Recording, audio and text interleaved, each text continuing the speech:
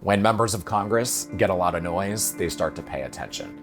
And so a lot of them on this particular issue, they're just not hearing a whole lot. So this is helping to drive that activism and those communications towards Congress, so that when you all arrive on September 10th, there will be a lengthy list of people from across the country that are demanding that they pass the SAVE Act.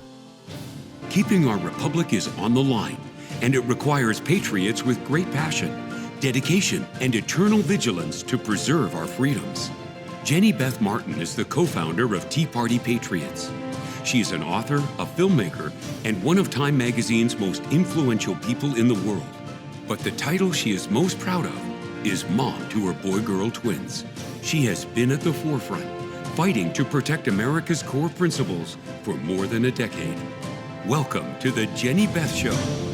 Today, we're recording from Baton Rouge, Louisiana. We just finished our stop for the only Citizens Vote bus tour in Louisiana, and we're headed to Montgomery, Alabama as soon as we finish this interview. But before we did the interview, I wanted to sit down with Chris Chmielenski, who is the president of the Immigration Accountability Project. He's been with us for the first week and a half of the bus tour, and I wanted you to hear his thoughts about what we're doing, why we're doing it, what it's like with life on the road, and then a little bit about the Immigration Accountability Project. You've already heard about it from Rosemary Jinks. He works very closely with Rosemary. And Chris, thank you so much for being with us today. Thanks for having me on. So what do you think about being on the road? It's been great. I really didn't know what to expect.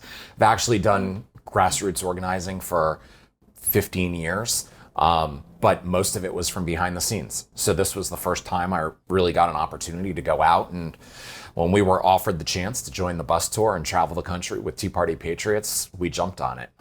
It's been great getting out there, seeing all the people that come out, the supporters, the enthusiasm that's out there, all trying to do the same thing, and that's to pass the SAVE Act and end non-citizen voting. Isn't it interesting how when we stop and we're talking to people at hotels or gas stations or in restaurants and they say, "What's up with the bus?" and we explain it, they all just go, "Seriously? It's not this way already?" Right. It's kind of an interesting reaction. What have you thought, like, we'll talk about the reaction from the people who were there for us, but just the random people we've seen along the way. Yeah, same sort of reaction. You know, I have spent almost all of the time on the bus. There were a couple different ways that we could travel to all these different stops, but I kind of figured, well, if I'm on a bus tour, I want to ride on the bus and experience the bus. But so we've had to stop at gas stations and restaurants and everything while we've been on the road. The response has been great. And, you know, the polling that you've done, what's it show? 87% Yes. of Americans support this. Right. So it's popular. Even the folks that might be on the other side of the aisle from us on most other issues, this is something they can get on board with. We even had a few counterprotesters that we talked with in New Mexico, and I was even chatting with one of them on the side and eventually got him to agree with us that this is the right thing to ensure proof of U.S. citizenship while registering to vote. Yeah, and we can disagree on a lot of other issues, and in America, boy, do we. Mm-hmm. But on this, it seems like it's one that most people agree with, and then when they realize it isn't a law already, they're like, well, what can I do to help? Let me know. It's just really interesting to see the response, not from the activists, which we'll talk about in just a second, but the average public who maybe isn't engaged, is not an activist. Right, and it's been good driving down the highway. You got lots of people honking their horns at you and, you know, giving you fist bumps and things like that. Yeah. So it's just been great. And again, I think I've been at 8 of the stops with you. Right. Most of the stops. And again, just to see the turnout, the number of people that are supportive of the issue, the enthusiasm, the willingness to take part of it. It's been very encouraging, especially for us that follow what's happening in DC every single day and just the stalemate and the swamp in general. Right. And just watching nothing really move there. So it's exciting to see the sort of energy out in the rest of America. Yeah, and I've enjoyed that part of it a lot. And then, of course, the grassroots activists and the elected officials who are showing up, they are so supportive. And they're coming out.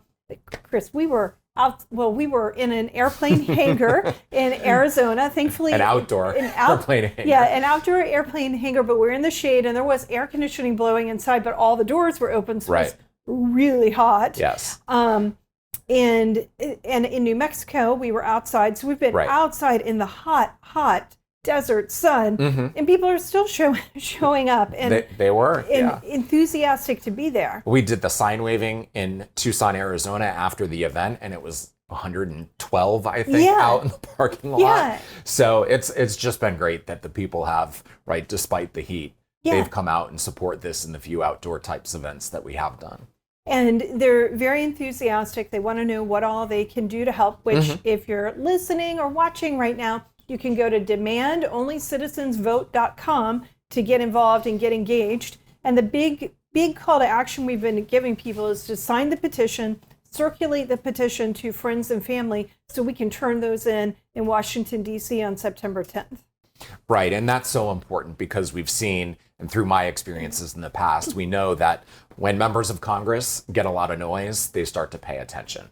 And so a lot of them on this particular issue, they're just not hearing a whole lot. So this is helping to drive that activism and those communications towards Congress so that when you all arrive on September 10th, there will be a lengthy list of people from across the country that are demanding that they pass the SAVE Act. Yeah, and that is the goal. And we're going to keep making noise, keep getting local media. We've had a lot of local media showing up, and it's just been a really good, very positive experience.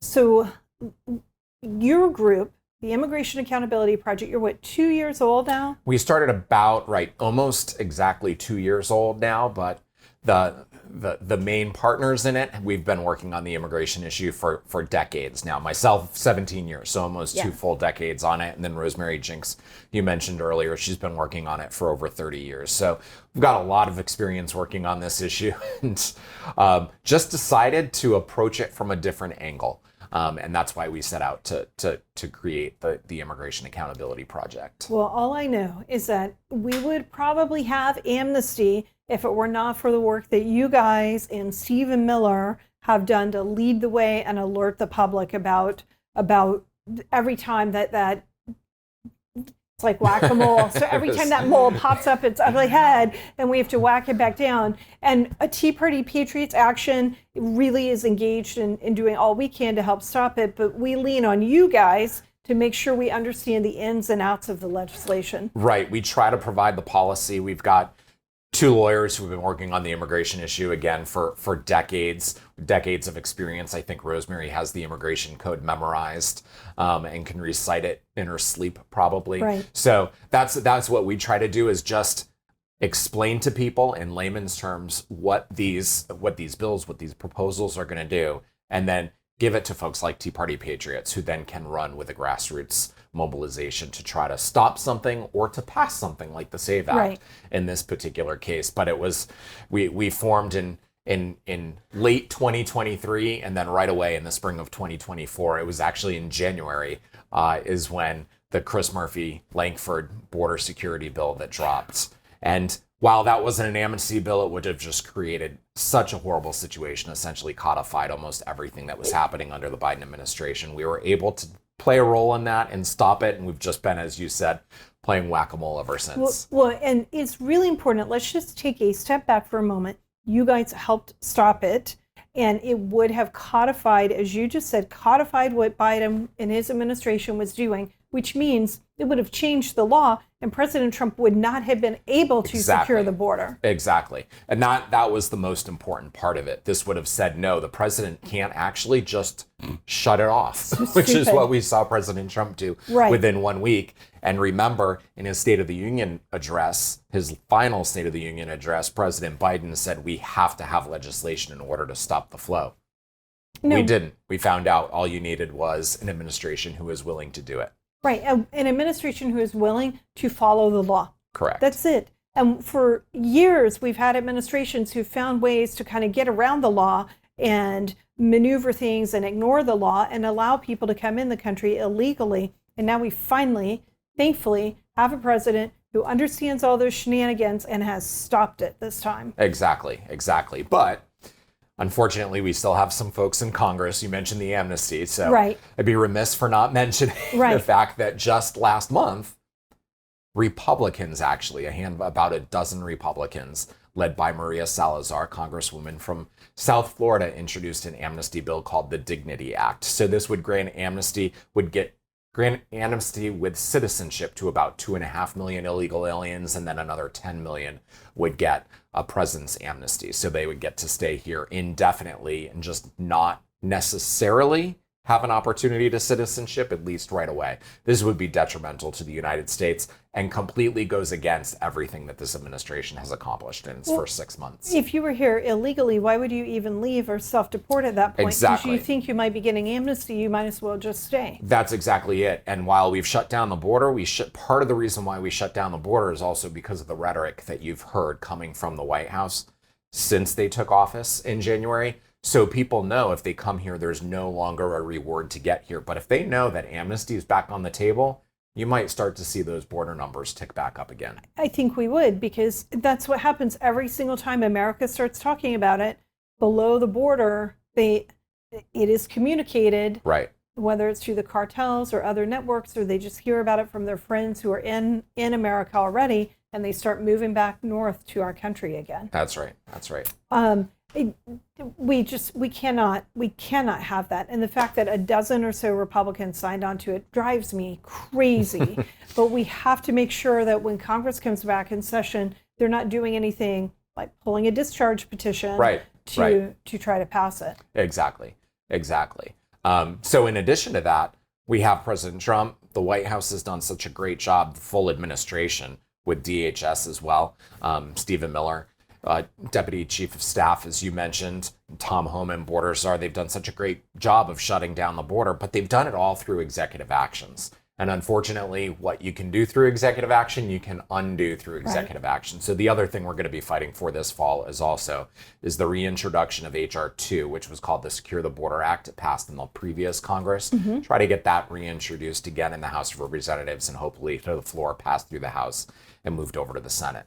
Tell people what's in that. Sure. H.R. 2 would codify most of the actions that the Trump administration has taken to stop the border. Things like remain in Mexico. If you come here illegally but try to claim asylum, you're not going to get to wait in the United States until your asylum court date occurs, maybe 5, 6, 7 years down the line. You're going to have to go back and wait for it in Mexico. It's going to expand expedited removal. So if you come across the border illegally under current law and you're apprehended within a certain period of time, within a certain distance from the border, we can avoid all the court hearings and just send you back where you came from. It's called expedited removal. It would expand the use of expedited removal. It would close up some of the loopholes. One of the other issues that we see with asylum is that the first step to claiming asylum here in the United States is passing a credible fear test. And the credible fear test, in order to pass it, all you really have to say is, I fear for my life if I'm returned back home. Boom, you pass a credible fear test and you get put into asylum proceedings. Well, we've seen when they actually get before a judge, their case actually gets before a judge, they either don't show up for their trial, so they're denied asylum, or they do show up and they're still denied because their claim isn't strong enough to receive, to reach the bar to receive asylum. So what it would also do is strengthen the credible fear test to say that you're more than likely to receive asylum if you should actually have your case heard by a judge. So it would raise that bar for credible fear. That would also reduce the number of people that are using that loophole to get into the country.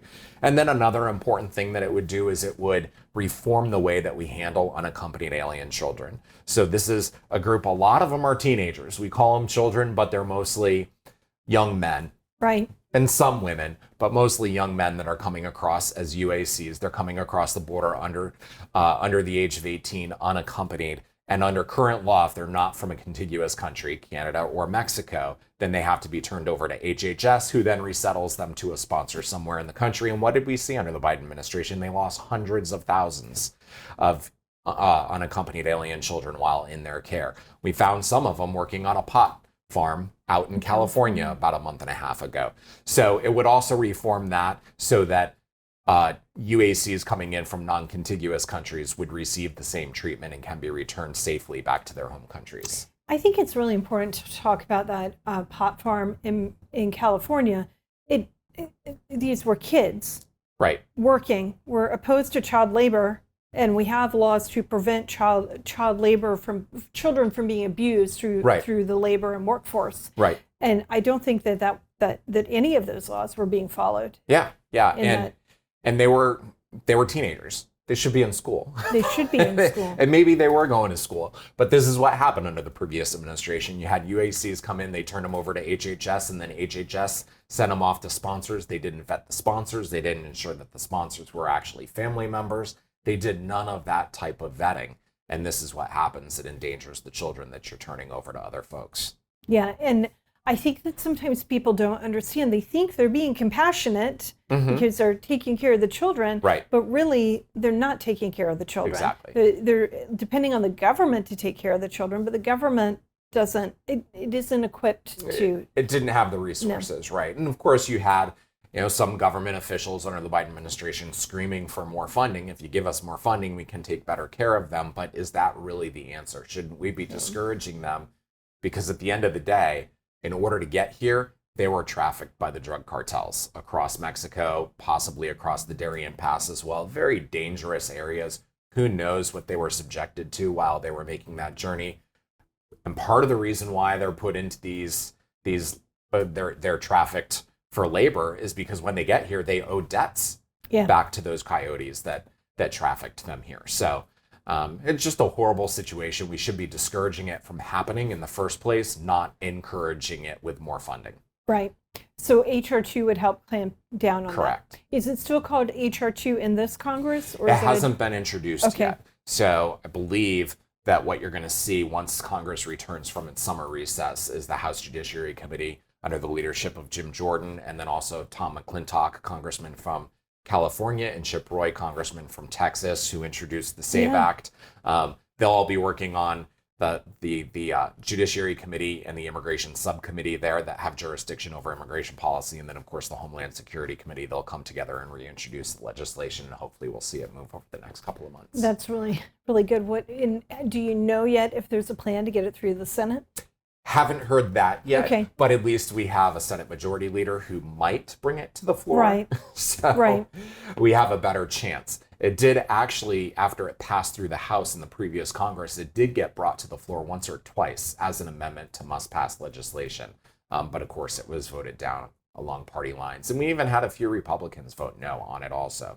So we've got a little work to do keeping all the Republicans in line, and then trying to get some Democrats involved also. But it's another bill that can get added to must-pass legislation. That's what happened with the 1996 bill that reformed illegal immigration and the illegal immigration reform. And I don't remember exactly. It's okay. It was a word salad. But it was the from acronym 96? from 1996, and that created like what eventually evolved into the E-Verify system. First introduced the entry-exit system into law, stiffened up some of the laws, increased the list of fines that you can be deportable for. So it was an illegal immigration enforcement bill, and that was attached to must-pass legislation back in 96. Okay. And when you guys work on legislation, your goal is not just to pass any legislation. You want to make sure you're passing legislation that accomplishes a goal and sticks to conservative values as well. Exactly. A lot of times, particularly on the issue of immigration, you see a lot of messaging bills that members want to brag about introducing, but they really don't do anything. We'll get a lot of bills that call for studies to see how many people are crossing the border. It's a lot. We don't need a study to tell us that. No. Let's actually have legislation that stops it.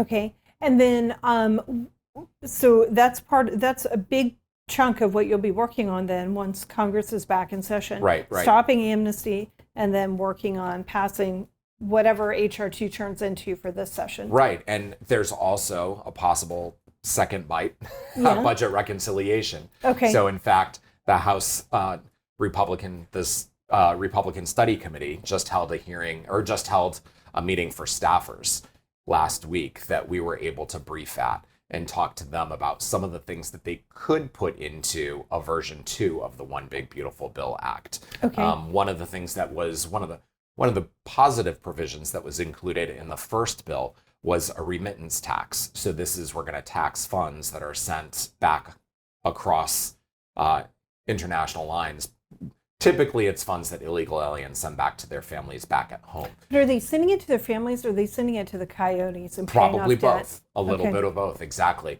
A lot of times they're sending it back to their family members to pay the cartels. That helps get them into the United States too. So we're going to the tax remittance was added to that, but it was added with a number of loopholes. So we want to close up some of those loopholes. And then some of the other things that they did in One Big Beautiful Bill Act by denying certain non-citizens some of these federal benefits, but they didn't get them all. So there's still more that we can add to the list. And we're hoping to do that if we get a second crack at a budget reconciliation bill. Well, I hope that we do. Okay, and one other thing that I learned about you on the bus is that you used to coach golf. Is that right? I did. Very long time ago, way before I got involved in this. Yeah. So yeah, early 2000s, taught at a high school in Central Florida. So cool. Right after college or very shortly after college and coached on the golf team. Did you play golf in college? I did not play golf in college. Okay. Played golf through high school. All right. I went to a very snowy place for school. Oh, so okay. There wasn't much opportunity, but then I moved to Florida so I could play a lot of golf. Yeah, good. Yeah. That seems like a lot of fun. My daughter was on her high school golf team, and we always appreciate, it was tough to get the girls' golf coaches. It was usually just a coach who didn't know a lot about it, who just was being willing to sponsor the team. Right. But well, thankfully, I wasn't as good as some of my players. I had some really, really good players on my team. But yeah, it was fun and enjoyable, and I got to set the lineup, so the matchup, so it was great. That's fun. And you and your family play golf now, right? We do. Yeah. Yes. It's a good family sport. Yeah, I have my daughter just got into it because my future son-in-law plays golf. Yeah. We're trying to get my wife into it. My son plays. My father recently passed, but he played. He was the one who originally got me into it. So been playing it for most of my life. Oh, that is so great. Well, Yeah. I hope your wife gets into it. She'll have Hope fun so with too. it. And if not, she can just ride along in the cart with you or something. Exactly. That's what we tell her. Yeah. Well, thank you so much for sitting down with me today. Thanks for everything that you do to help us ensure that we have secure borders and to prevent amnesty. And thanks for all you've been doing the last several weeks getting ready for and being part of the Only Citizens Vote bus tour. Well, thank you. And again, thank you for letting us be part of it. And thank you for taking some of the information that we disseminate and getting it out to the grassroots so that they can take action on it. It's really helpful. And if you want more information about the Only Citizens Vote bus tour, go to demandonlycitizensvote.com. I hope you'll join us along the way, and especially join us on September 10th as we deliver all the petitions and have a rally in Washington, D.C. Again, that's demandonlycitizensvote.com. The Jenny Beth Show is hosted by Jenny Beth Martin, produced by Kevin Mooneyhan, and directed by Luke Livingston. The Jenny Beth Show is a production of Tea Party Patriots Action. For more information, visit teapartypatriots.org. If you like this episode, let me know by hitting the like button or leaving a comment or a 5-star review. And if you want to be the first to know every time we drop a new episode, be sure to subscribe and turn on notifications for whichever platform you're listening on. If you do these simple things, it will help the podcast grow, and I'd really appreciate it. Thank you so much.